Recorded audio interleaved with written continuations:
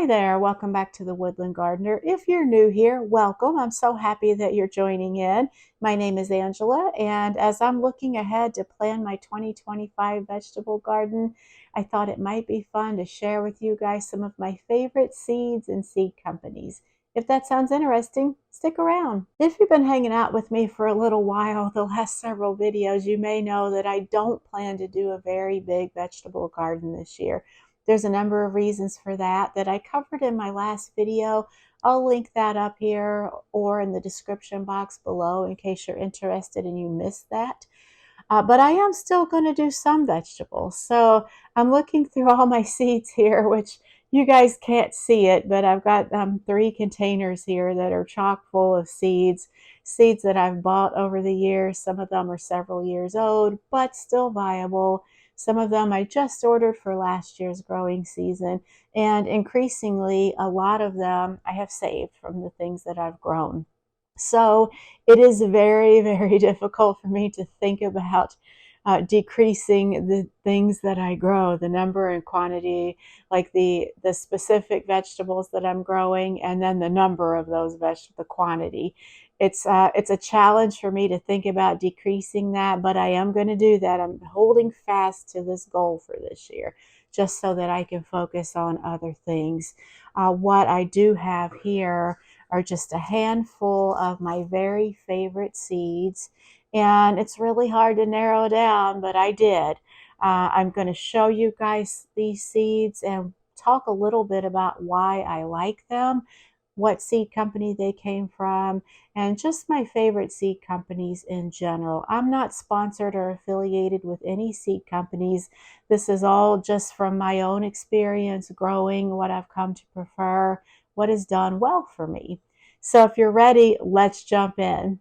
I'd have to say, while I order seeds from a number of companies, that all of whom provide excellent service and excellent seeds, my very favorite would have to be Baker Creek Heirloom Seeds, hands down. That's for several reasons. One is just the sheer variety that they provide.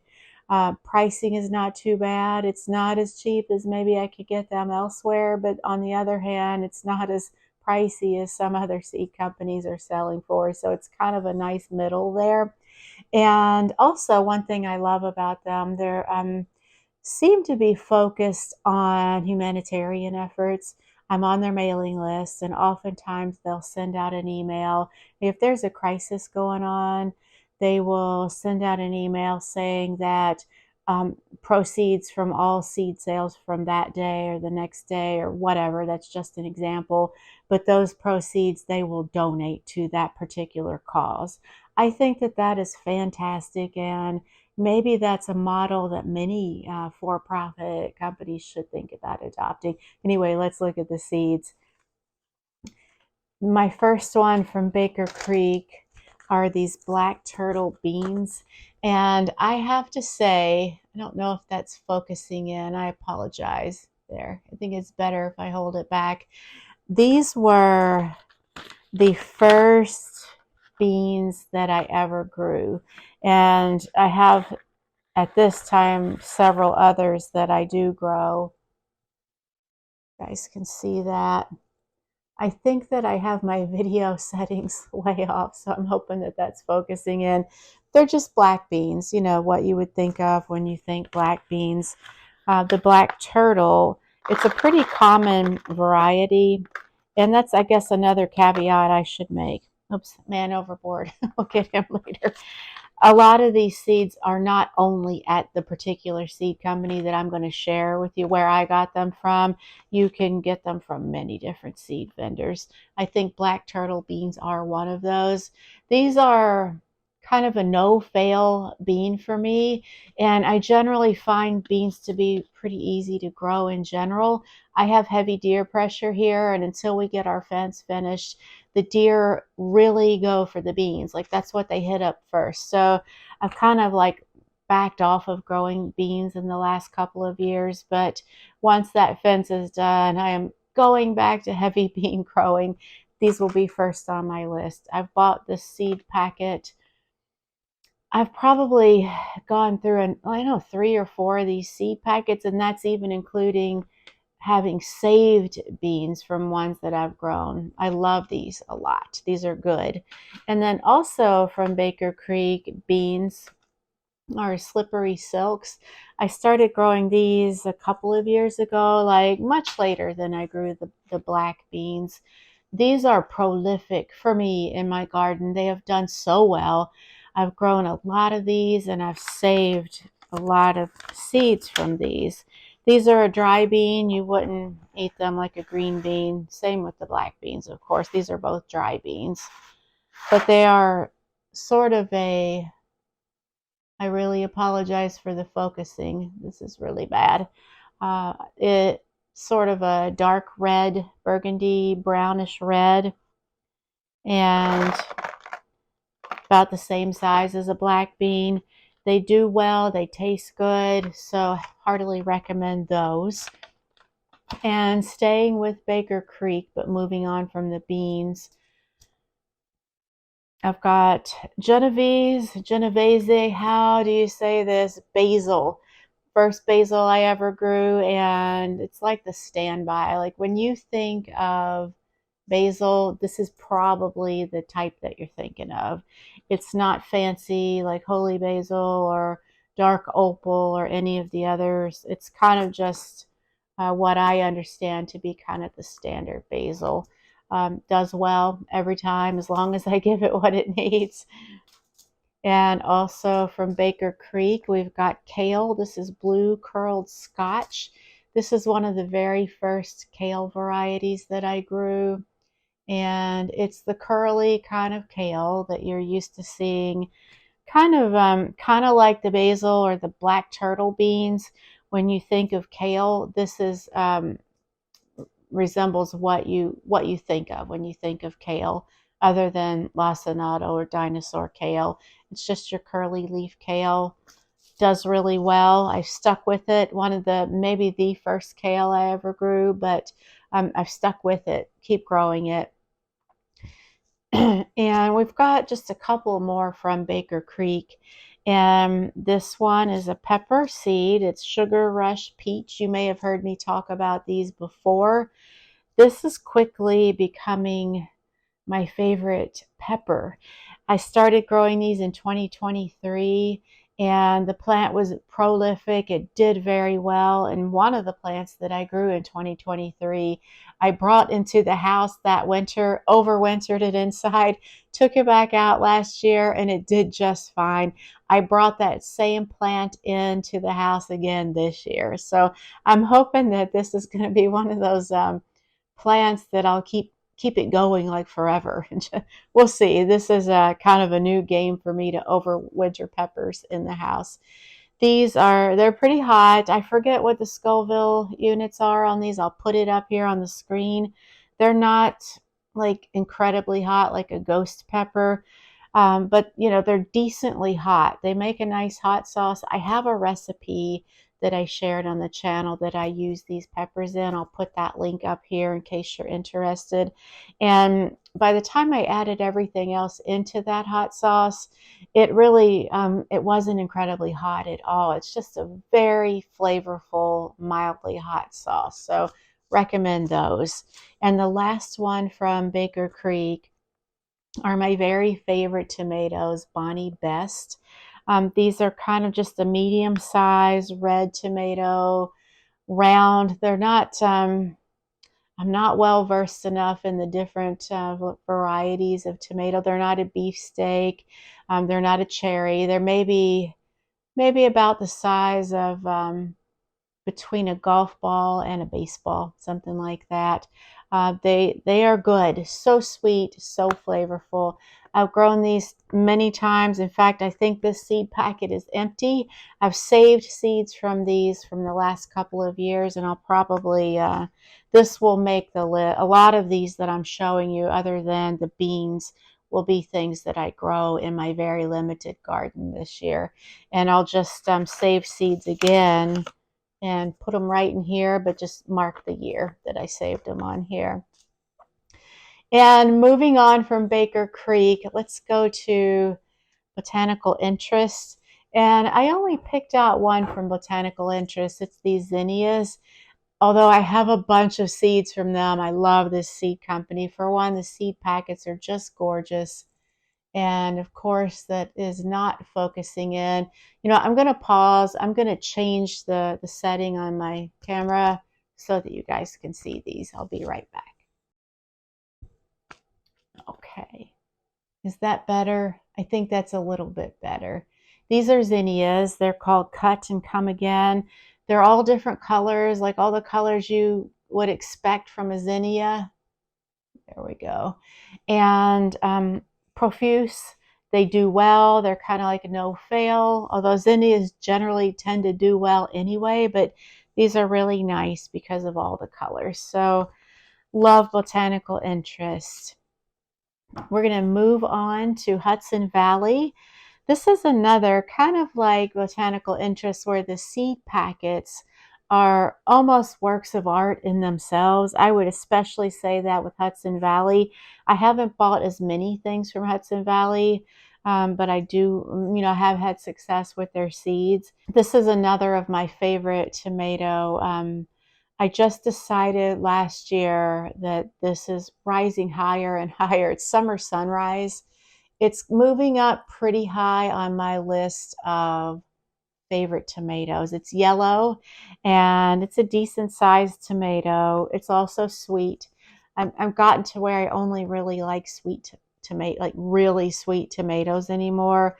This is pretty stellar. I'm going to continue to grow those for sure.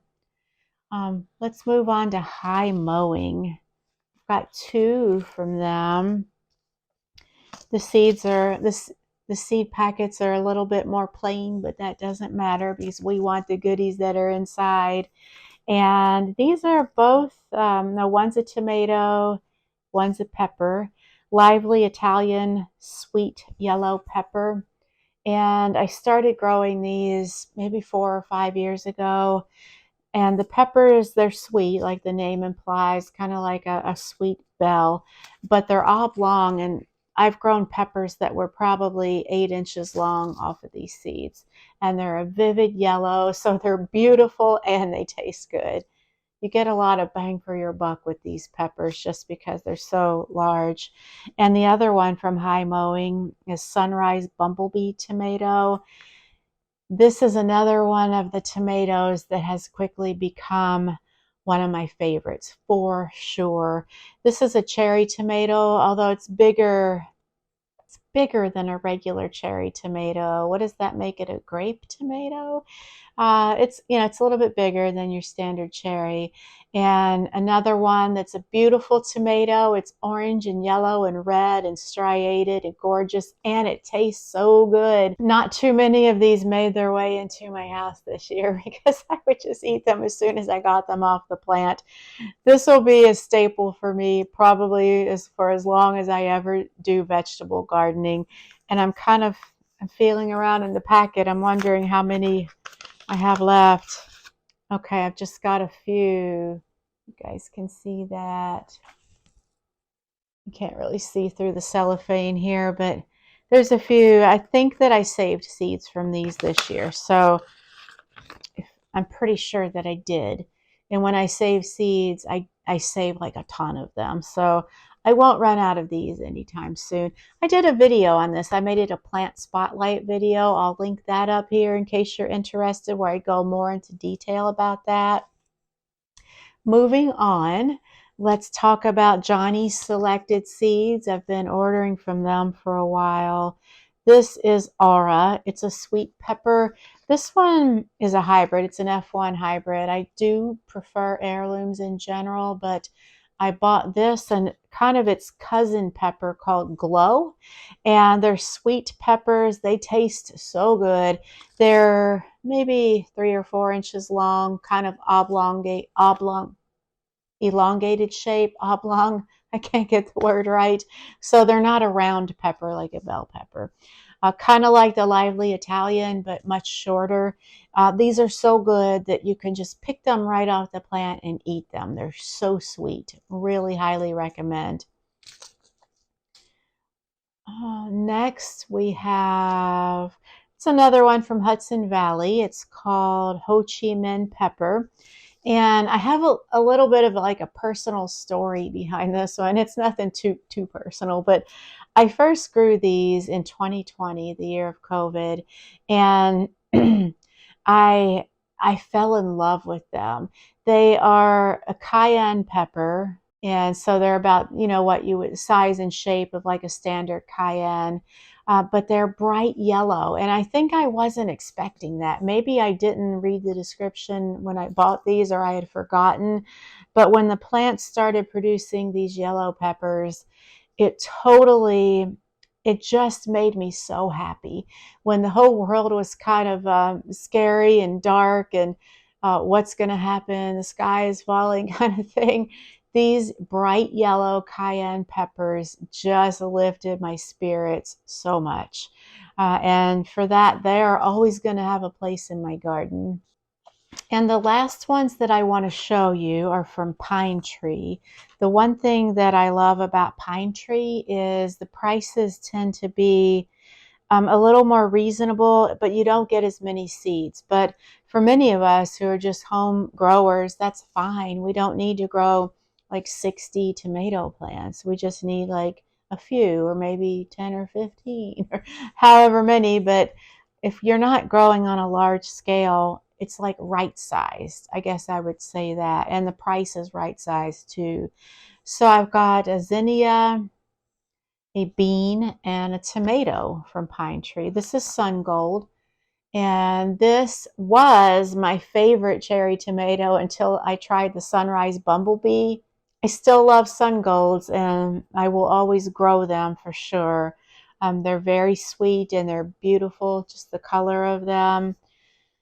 And the zinnias are Cherry Queen. These are a vividly bright red zinnia with, I think it's a yellow center, I'm pretty sure. They do really well. And I love the multicolored zinnias. They really cheer me up. But there was something about when I started growing these Cherry Queen that to see these just vivid, deep red zinnias like in mass profusion, it was gorgeous, really pretty. So I'm going to keep growing those. And my last one from Pine Tree are Vermont cranberry beans. These were one of the first beans that I started growing when I started growing beans. And they are like cranberry colored, like you would expect by the name. The one thing about these, well, there's more than one thing, they're profuse, they do really well, they produce a lot. The seed pods are gorgeous. They're a pink, like striated pink and green seed pods. They're just beautiful to look at. They made me so happy. And not to mention that they are also prolific. They produce a lot. So those are probably my favorite things that I've ever grown from seed. That's not the only seed companies that I order from. There's a few more that I wanted to kind of give a nod to. One of those is Territorial Seed Company. And the next is Seed Savers Exchange. I love them. Annie's also good. Burpee, just the good old Burpee seeds that we all kind of grew up knowing about. I've bought many Burpee seeds and they are fine. I love them. But these just happen to be my favorite actual plants and crops. So that's why I picked these out. So I'll link to all the seed companies that I mentioned here. Like I said, I'm not affiliated. I'm just an avid gardener who appreciates these seed companies and what they provide for us. And question of the day, what are your favorite seed companies? Question of the day number 2, what are your favorite things to grow? Let me know in the comments. I'd love to hear. I hope that you'll come back next time when I'm hoping to do a tour of the grounds here to kind of go into a little more detail on my growing plans this year outside of the veggie garden. That highly depends on what goes on with all this snow. We have been getting some warmer temperatures and some sun, and it's melting the snow, but slowly. We ended up with a total of 15 inches of snow on the ground. And I think that's knocked back now to, in some places, maybe 10 inches, and in others, like 5 or 6. So it depends on how much the sun is hitting those spots. So it's going away. I love the snow for a few days, and after that, I'm ready for it to just go away. I've got things to do, and I want to get out on the grounds, if not to start planting, to start planning. So I'm hoping to give you guys a little tour, like I mentioned. Just all depends. And if the snow is, if it's lessened a little bit and it's a little easier to walk in, we might still do the tour even with all the snow on the ground. So look forward to that. And if I can't get out there and do that for next week's video, we will find something else to talk about. Thank you so much for watching. I'm so glad that you've hung out here with me today in my office, not my garden. I appreciate it so much. I hope that you are having a great week, and I will see you next time. Take care.